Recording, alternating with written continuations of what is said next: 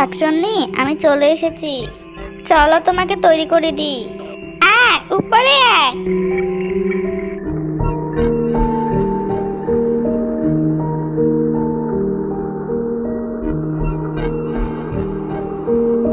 দেখ দেখ, ওই মেয়েটা দেখতে কত কালো আর কুৎসিত। আমি নিশ্চিত ওর সাথে কেউ মিশতে চায় না। হ্যাঁ, অমন ভূতের মতো দেখতে মেয়ের সাথে কে বা বন্ধুত্ব করতে চাইবে? এমনও তো হতে পারে ও মানুষ হিসেবে আমাদের চেয়ে অনেক ভালো। ভালো হলেই কি, চেহারা সৌন্দর্য হচ্ছে আসল। আমি দেখতে অমন হলে তোমরা আমার সাথে বন্ধুত্ব করতে না, তাই না?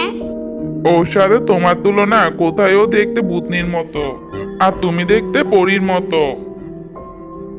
না, আমি দেখতে ওর চেয়ে ভয়ানক। এই দেখো আমার আসল চেহারা। ভূত, পালাও পালাও। এ কি করলে তুমি শাকচুন্নি?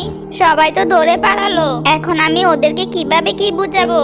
কিছু বুঝাতে হবে না, এভাবে নকল চেহারা দি নকল বন্ধুত্ব আর কয়দিন?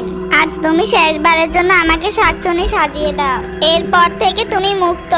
আমি আর তোমাকে হিংসে করে মারতে চাইবো না, কারণ আমি বুঝে গেছি অমন নকল 100টা বন্ধু থাকার চেয়ে একটা ভালো বন্ধু থাকাই ভালো।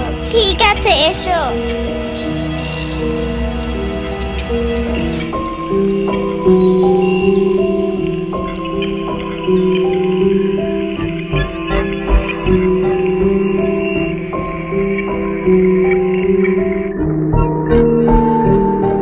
কালো শাকচুন্নিকে নিয়ে তোমাদের কি ভাবনা? শাকচুন্নিদের চেহারা খারাপ হয়তো তা তো জানি, তো ও তো সবার সেরা। ওর আশেপাশেও গেতে চাই না আমি। ওর শরীরের সাথে ঘষা লেগে যদি আমিও অমন কালো হয়ে যাই, তখন কি হবে?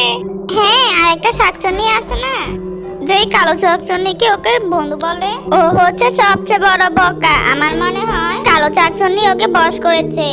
আমি হচ্ছে সেই কালো শাকচুন্নি যাকে তোমরা এত ভয় পাও, আর ওকে আমি বশ করিনি। সবাই যে তোমাদের মতো নিচু চিন্তা ভাবনা করে না, সেটা তোমাদের মেনে নিতেই কষ্ট হয় বলে বলো তোমরা। তোমাদেরকে আমার আশেপাশে আর যেন না দেখি। কালো শাকচুন্নি তার পুরনো বন্ধুর সাথে সম্পর্ক ভালো করলো। তার ভালো বন্ধুত্ব সম্পর্ক দেখে সবাই তার সাথে বন্ধুত্ব করলো। রুমও তার ভালো বন্ধু হয়ে গেল।